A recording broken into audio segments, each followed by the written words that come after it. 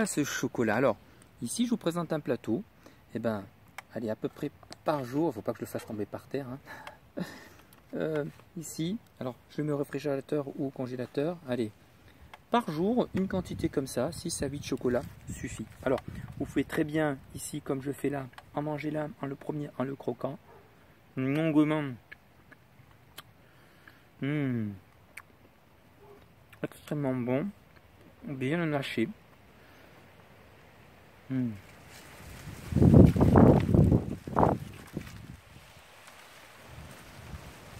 garder ce bon goût au niveau des papilles, au niveau du palais des saveurs. Excellent. Pour information, lorsque vous êtes addict à la cigarette et que vous décidez d'arrêter de fumer, soit vous prenez, bien entendu, vous enlevez cet addict en prenant un quart de chocolat cru, 100% chocolat, en le suçant sur la langue, ça va vous empêcher, vous allez permettre à vos glandes d'avoir un petit peu le dégoût de la cigarette. Quand vous avez une envie de cigarette, si vous l'arrêtez de fumer, vous mangez un petit morceau de chocolat léger, un quart, en le suçant longuement sous la langue. Ça va vous empêcher cette façon d'être addict à cette envie de reprendre une cigarette. D'où l'intérêt du chocolat. Donc, le chocolat est excellent pour la santé. Attention, pas pour les animaux.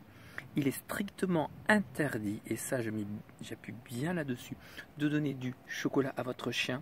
Dans ces cas-là, sachez que c'est mortel. Idem pour tous les animaux, oiseaux ou quoi que ce soit.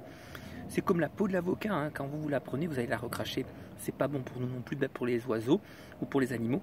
La peau de l'avocat, le chocolat, c'est mortel. Pas pour nous, hein. Nous n'avons pas une vie de chien. Il est bon pour nous, mais il n'est pas bon pour les animaux. Donc quand vous mangez du chocolat avec vos enfants, faites en sorte que les chiens ne viennent pas manger un morceau de chocolat. Et ça, je fais très attention, ayant donc un animal et un oiseau à la maison. Quand je fais mon chocolat, je ne laisse pas traîner une miette et je ne mange pas un chocolat avec l'oiseau et je l'interdis d'en manger. Sachez-le. Voilà, alors je précise donc aussi comment manger un bon chocolat grâce au professeur Joyeux. Eh bien, je prends ce chocolat, je vais le garder le plus longtemps possible et laisser le fondre sur ma joue là. Voilà. Et je le laisse fondre. Vous faites de la musculation, 2 chocolats en suçant avant et après la musculation. Vous avez envie de chocolat, 2 chocolats le matin et 2 chocolats le soir. C'est un antioxydant extrêmement puissant et très bon. Ne dépassez pas une dizaine de jours à manger du chocolat. Avec le chocolat que vous avez fait là, vous pouvez en manger jusqu'à 8 par jour. Et croyez-moi, vous n'avez pas envie d'en avoir plus. Bonne consommation de chocolat à bon escient.